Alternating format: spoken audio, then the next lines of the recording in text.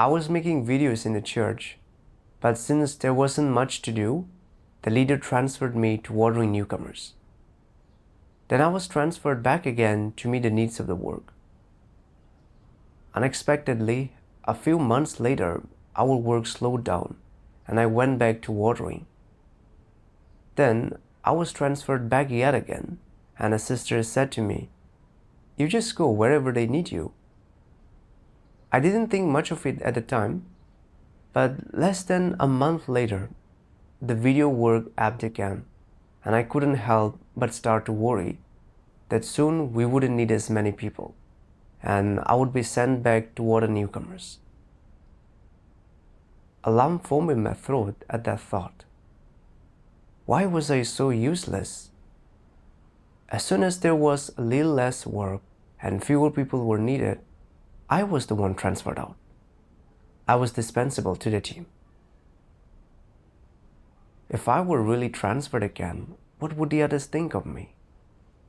Would they wonder why I was always being moved around and other people weren't? They would think it was because I wasn't any good and didn't have an important role. These thoughts really upset me, and I didn't want to face that situation. Some things happened later that put me in an even worse state. Once, we were discussing some issues in a video, and everyone was chiming in with their views. It was a lively discussion. But even after thinking for ages, I still didn't have any good ideas or anything to say. At a loss, I just stayed quiet. Everyone was pitching in, but I wasn't contributing at all. I felt like I didn't even exist. I was thinking that I had to say something. I had to share something insightful so they wouldn't overlook me. I really racked my brains and finally managed to express an idea, but no one agreed with me. I was mortified. It was so embarrassing. What would they think of me? It had been 8 months since I had last done video work, so my professional skills and grasp of the principles were worse than they had been when I left the team. I'd fallen way behind the others. You have to study constantly to improve those kinds of skills, and the others had been doing video work the whole time. Their grasp of the skills and the principles had kept improving, whereas I'd spent a bit of time here and a bit of time there. I hadn't practiced for very long in any one place, so I wasn't particularly skilled in any field. As soon as there was less work, I was the first to go. They were fine with or without me. Based on the workload, I thought that the supervisor might send me back to water newcomers at any time. That idea really upset me, and I couldn't stop myself from crying. I wondered, why does this always happen to me? Some people on the team had professional skills. Some were competent, others were experienced and had done their duty for a while. Some were really efficient. They all stood out in one way or another, but my caliber wasn't as good as theirs. I wasn't as skilled, and I was always one step behind them. So when the workload lightened and fewer people were needed, naturally, I was the one who got cut. If I had great caliber and professional skills like them, I wouldn't be transferred all the time. But unfortunately, I didn't. Why wasn't I as skilled as the others? The more I thought like this, the sadder I felt, and I began to misunderstand God. After that, even though I was doing my duty, I didn't feel motivated. I just followed the prescribed routine in everything, content with whatever I got done. I didn't think about how to work more efficiently to accomplish more. I didn't do my best to resolve the problems I encountered. I didn't know how long I would stay on the team, so I would just let things be. During that time, I felt really anxious whenever the team leader came to speak to me, thinking he was maybe going to talk about adjusting my duty. My heart would race until I learned that it was just a normal work conversation. This happened over and over, which made every day exhausting. I was getting enough sleep, but I kept nodding off during my devotionals, and I wasn't gaining insight from God's words. I was aware that my state was wrong, so I hurried before God to pray and seek and reflect on my problem. Later, I read a passage of God's words that helped me understand myself. Almighty God says, "What are your principles for conducting yourselves? You should conduct yourselves according to your station, find the right station for you, and perform the duty that you ought to. Only this is someone with sense." By way of example, there are people who are adept at certain professional skills and have a grasp of the principles, and they should take on that responsibility and make the final checks in that area. There are people who can provide ideas and insights, inspiring others and helping them to perform their duties better. They should then provide ideas. If you can find the right station for you and work in harmony with your brothers and sisters, you will be fulfilling your duty, and you will be conducting yourself according to your station. If it is yours to be able only to provide a few of your thoughts, but you would like to provide other things, and you end up trying very hard to do so, yet are still unable, and then when others provide those other things, you are uncomfortable and do not wish to listen, and your heart is pained and constrained, and you blame God and say God is unjust, then this is ambition. What disposition is it that engenders ambition in a person? An arrogant disposition engenders ambition. These states can certainly arise in you at any time, and if you do not seek the truth to resolve them and have no life entry and cannot change in this regard, then the degrees of qualification and purity with which you do your duties will be low, and the results will also not be very good. This is not performing your duty satisfactorily and means that God has not attained glory from you. God has given every person different talents and gifts. Some people have talents in 2 or 3 areas. Some have talent in 1 area, and some have no talents at all. If you can approach these matters correctly, then you will have a sense of reason. People who have a sense of reason will be able to find their stations, conduct themselves according to their stations, and perform their duties well. A person who can never find their station is a person who always has ambition. They always pursue status and benefit. They are never satisfied with what they have. To get more benefits, they try to take as much as they can. They always hope to satisfy their extravagant desires. They think that if they have gifts and their caliber is good, they should enjoy more of God's grace, and that having some extravagant desires is not a mistake. Does this kind of person have sense? Is it not shameless to always have extravagant desires? People who have a conscience and sense can feel that it is shameless. People who understand the truth will not do these foolish things. If you hope to fulfill your duty loyally so as to repay God's love, this is not an extravagant desire. This is in line with the conscience and reason of normal humanity. This makes God happy. If you truly wish to perform your duty well, you must first find the right station for you, and then do what you can with all your heart, with all your mind, and with all your strength, and do your very best. This is satisfactory, and such performance of duty has a degree of purity. This is what a real created being should do. God's word showed me that I'd been feeling down because my wild desires hadn't been satisfied. The others didn't admire or value me, and I wasn't able to change my circumstances. So I misunderstood and blamed God, feeling that what He gave me wasn't good enough.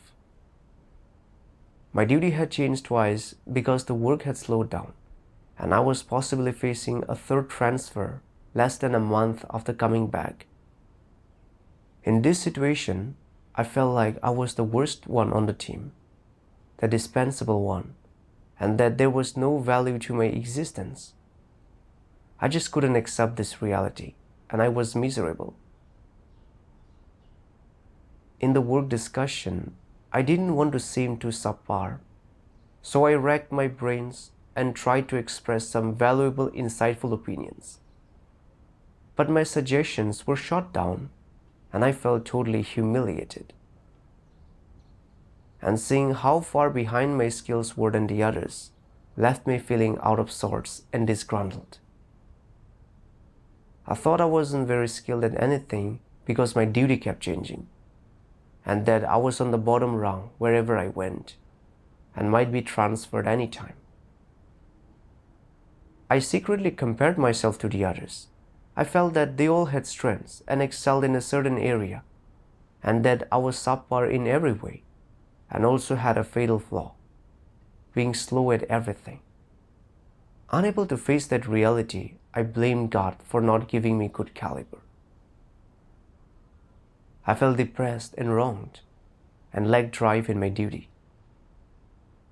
But actually, God gives everyone different gifts, strengths, and caliber. We are ordained to do different duties. It's all orchestrated by God. A person with reason has a heart of submission. They take their station according to their strengths and put themselves to good use. But I didn't submit at all. I wasn't willing to be the least important one. I pursued a place in others' hearts and their respect and admiration, and I slacked off when I didn't get it. I was devoid of reason. God didn't give me great caliber, but He didn't demand much of me either. He just wanted me to find the right station and put my all into my duty. It was enough for me to just do what I could. But I was so arrogant and devoid of reason. I wasn't good at anything and didn't want to face that reality. I harbored wild ambitions of becoming a success overnight and gaining others' esteem. As a result, I used up lots of energy but never achieved that and felt negative. I was tormenting myself. Later on, I wondered, why did I always envy others' gifts and strengths?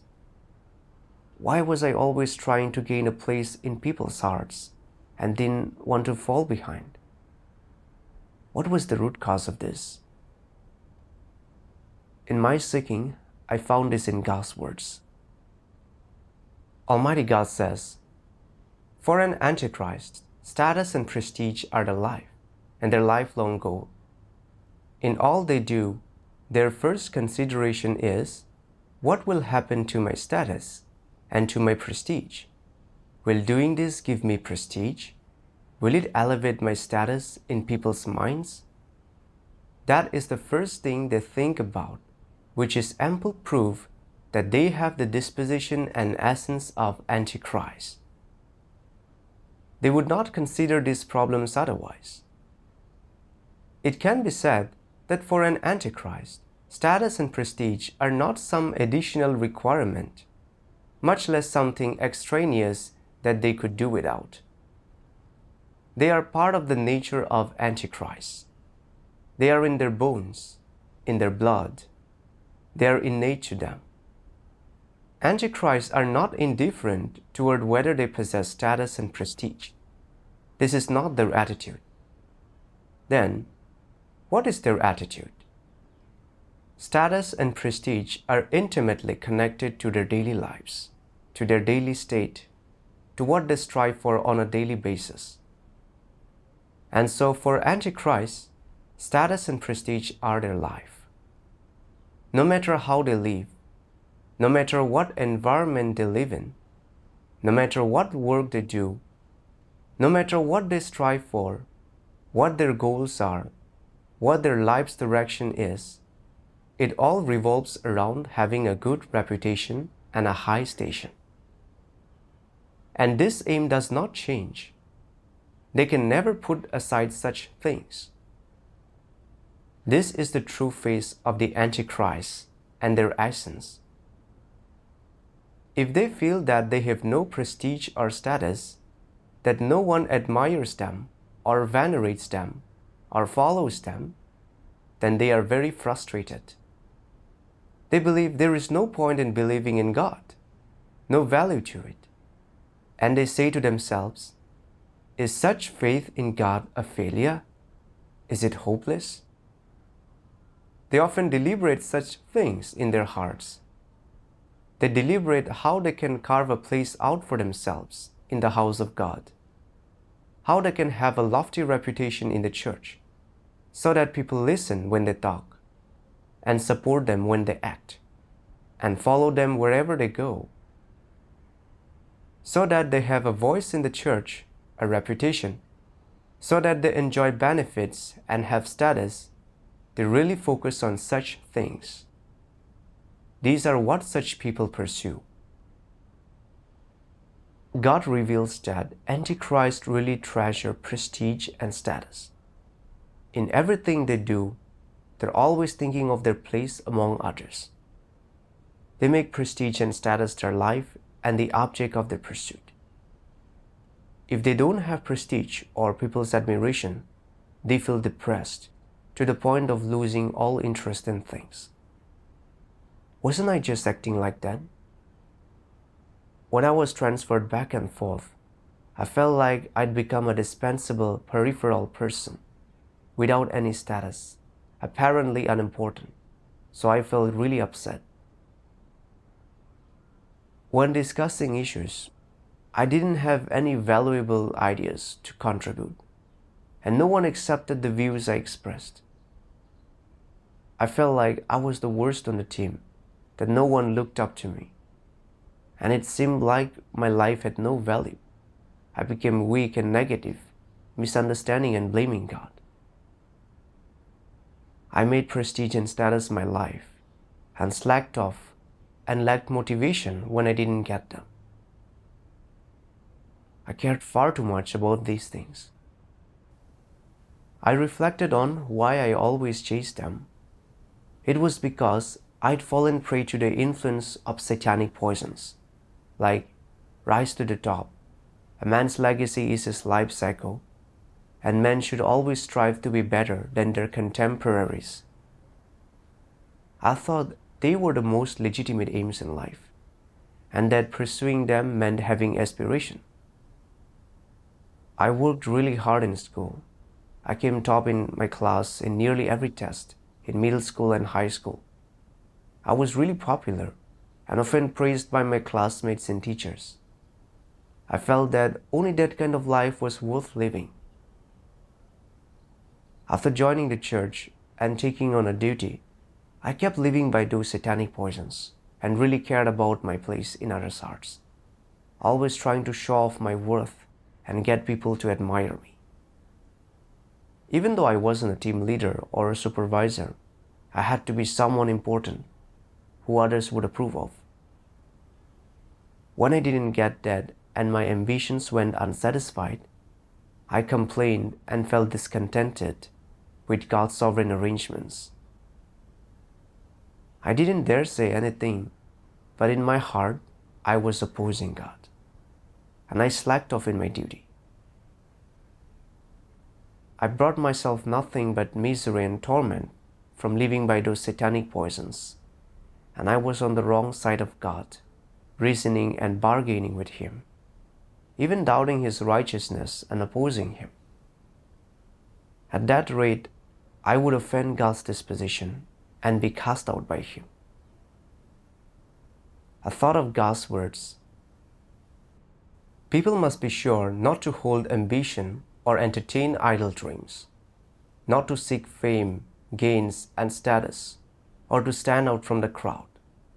Moreover, they must not try to be a person of greatness or superhuman, who is superior among men and makes others worship them. That is the desire of corrupt humanity, and it is the path of Satan. God does not save such people. If people incessantly pursue fame, gains, and status and refuse to repent, then there is no cure for them, and there is only one outcome for them: to be cast out. Before, I never realized how serious those consequences are. I thought that I wouldn't do great evil like an antichrist or disrupt the church's work, and that at most, I just felt negative and upset when I couldn't get others' admiration. But then I saw that wasn't the case at all. On the surface, it didn't seem like I'd done anything terrible, but I was dissatisfied with the situation God had set up and always complaining. I was going against God in my heart. I was resisting God. How could God possibly save someone like me? I thought of a sister I worked with before. She was enthusiastic in her duty at first and got elected as leader. But later, she was dismissed and lost her prestige and status. She was constantly negative because she couldn't gain others' admiration, and ultimately, she forsook God and left.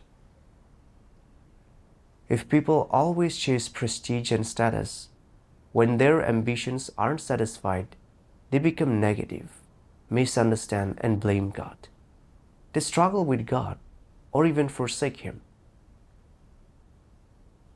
At this point, I realized that I was in a dangerous state.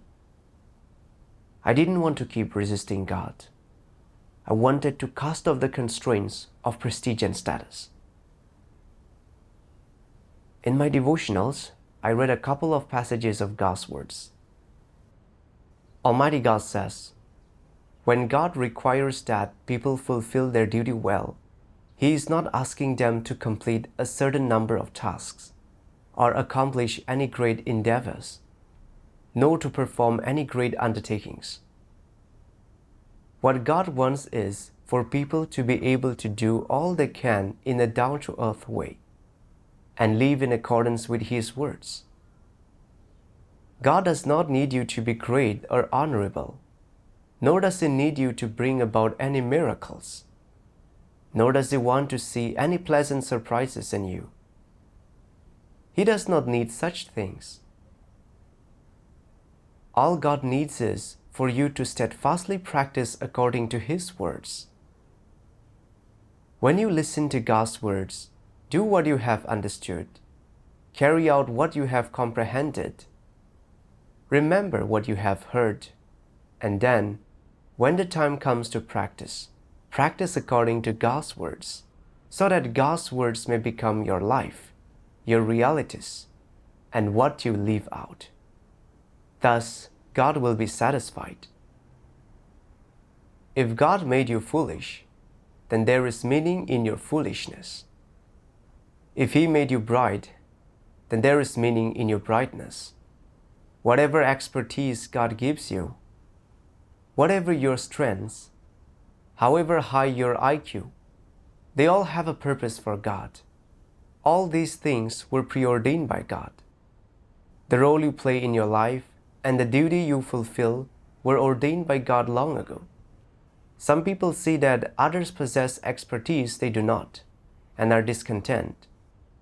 They want to change things by learning more, seeing more, and being more diligent.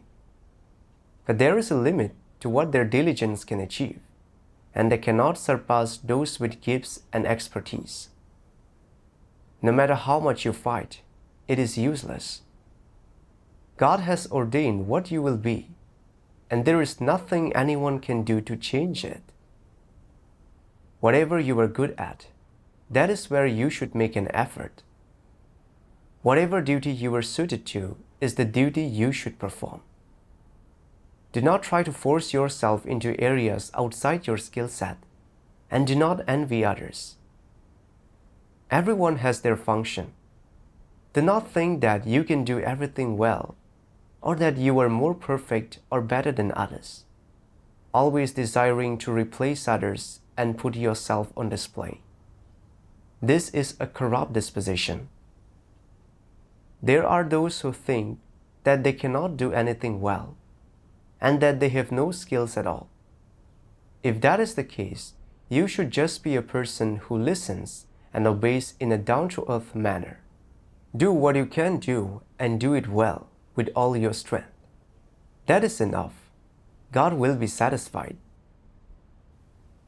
I saw from God's words that it isn't His will for us to become great people.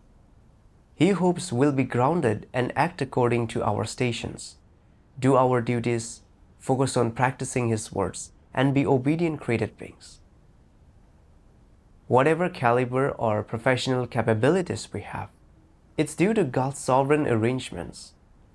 I had to learn to accept and submit, and put all that God has given me to good use based on my strengths, and do my best. My skills weren't as good as the others, but I wasn't incapable of doing the work. Since the church had arranged for me to do that duty, I had to steadfastly give it my all and do whatever I could. When discussing work, I only needed to talk about things I understood. If I lacked insight or didn't know the principles, I needed to seek and fellowship with the others, listen to their ideas, and learn from their strengths to make up for my weaknesses. At this thought, my heart brightened, and I found a path and direction for practice. I used to think of being transferred as something embarrassing. When it happened, I felt that it proved that I was the worst, so I couldn't approach it properly. Thinking about it now, that was a problem with my perspective. God gives everyone different gifts, strengths, and caliber, and has different requirements of everyone. It's true that my skills weren't that great, so when the team didn't have that much work, the church adjusted my duty based on my strengths. That was in line with the principles and benefited the church's work. Moreover, when God measures a person, it's not just based on whether they can do a job well, but on whether they pursue the truth, truly submit to Him, and are devoted in their duty. Thinking about this brightened my heart, and I no longer felt constrained by changes to my duty. I also knew exactly what I should pursue. I prayed to God, "Oh God, thank you for enlightening me and helping me to understand your will. I don't know when I might be transferred, but I'm ready to submit to your arrangements. No matter where I do my duty, I only want to give it my all and satisfy you. Please guide me." After shifting my outlook, the state of my duty changed too. I always thought that I wasn't like the others, that I was just a temporary team member who might leave at any time. I felt like I was on the lowest rung and had no sense of belonging. I misunderstood and felt distant from God, and didn't give my all to my duty. But I don't feel that way anymore. No matter where I do a duty or for how long, God's good will is behind it, so I should learn to submit. Even if I have to leave later on, I'm making videos now, and I have to do my best every day and put my heart into my duty and every situation that I experience. When I do my duty, I often pray to God, asking Him to guide me to become more efficient. I also give thought to what issues there are in my work, so I can summarize and rectify them quickly. When I encounter principles I don't understand, I fellowship with the others. I feel at ease performing my duty this way, and I feel closer to God. In a gathering, I read a passage of God's words that really touched me. Almighty God says, "What should people do in response to God's arrangements of and sovereignty over their fates? First, you should seek on why the Creator has arranged this kind of a fate and environment for you. Why He makes you encounter and experience certain things, and why your fate is the way it is. From this, you should understand your own needs and God's sovereignty and arrangements. After you understand and know these things, you should not resist, make your own choices about, reject, contradict, or avoid your fate. Of course, you also should not try to bargain with God. Instead, you should submit. Why should you submit? Because you cannot orchestrate your fate, and you do not have sovereignty over it. Your fate is determined by God. You are an object of creation, and when it comes to your fate, you are passive and you have no choices. The only thing you should do is submit. You should not make your own choices about your fate or avoid it. You should not bargain with God, and you should not contradict God or complain. Of course, you should especially not say things like, "The fate God has arranged for me is bad, it's miserable, and it's worse than the fate of others." Or, "My fate is bad, and I don't get to enjoy any happiness or prosperity. God has arranged things badly for me." These words are judgments, and by speaking them, you are overstepping your authority. They are not words that should be spoken by an object of creation, and they are not perspectives or attitudes that an object of creation should have. Instead, you should let go of these various false understandings, definitions, views, and comprehensions of fate. At the same time, you should be able to adopt a correct attitude and stance so as to submit to all of the things that will happen as part of the fate God has arranged for you. You should not resist, and you should certainly not be depressed and complain that heaven is not fair, that God has arranged things badly for you and not provided you with the very best. Objects of creation do not have the right to choose their fate. God did not give you this kind of obligation, and He did not bestow this right upon you. So, you should not try to make choices, reason with God, or make additional requests of Him. You should conform to and face God's arrangements, no matter what they are. You should face and try to experience and appreciate whatever God has arranged. You should completely submit to everything that you should experience through God's arrangements.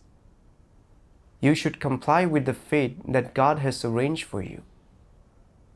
Even if you don't like something, or if you suffer because of it, even if it threatens and suppresses your pride and dignity, so long as it is something that you should experience, something that God has orchestrated and arranged for you, you should submit to it, and you have no choice about it. Because God arranges people's fates and has sovereignty over them, they cannot be negotiated with Him.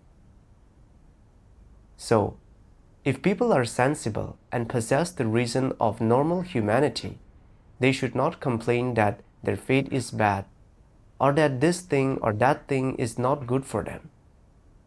They should not approach their duty, their life, the road that they follow in their faith, the situations that God has arranged, or His demands of them with a depressed attitude just because they feel that their fate is bad. Contemplating God's Word showed me more clearly how to approach God's sovereign arrangements. All of our fates are in God's hands. What kind of family a person is born into, what kind of education they get, their gifts and strengths, when they come to the church and take on a duty, and what duty they do are all arranged by God, and God's goodwill is behind them.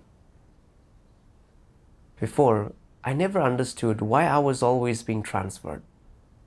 But after giving it careful thought, I saw that it was really what I needed. Without these experiences, I wouldn't have seen how bad my desire for prestige and status was. I would still think that I changed a bit and be unaware of how deep-rooted Satan's philosophies were in me, and that they had made me lose the reason of normal humanity and oppose God. And I wouldn't see that I would be cast out if I kept pursuing them. Going through this, I gained some clarity on my mistaken views about pursuing prestige and status. And I realized that it's not the right path. It's a way for Satan to corrupt and harm humans. I also learned that I should approach my own caliber correctly, accept and submit to God's arrangements, be able to stand in my station, and be a created being with reason. No matter if I'm transferred in the future, no matter what duty I do, I need to submit to God's sovereign arrangements, seek His will, adapt to, experience, and immerse myself in every situation He arranges for me, and strive to gain something and learn about myself through them.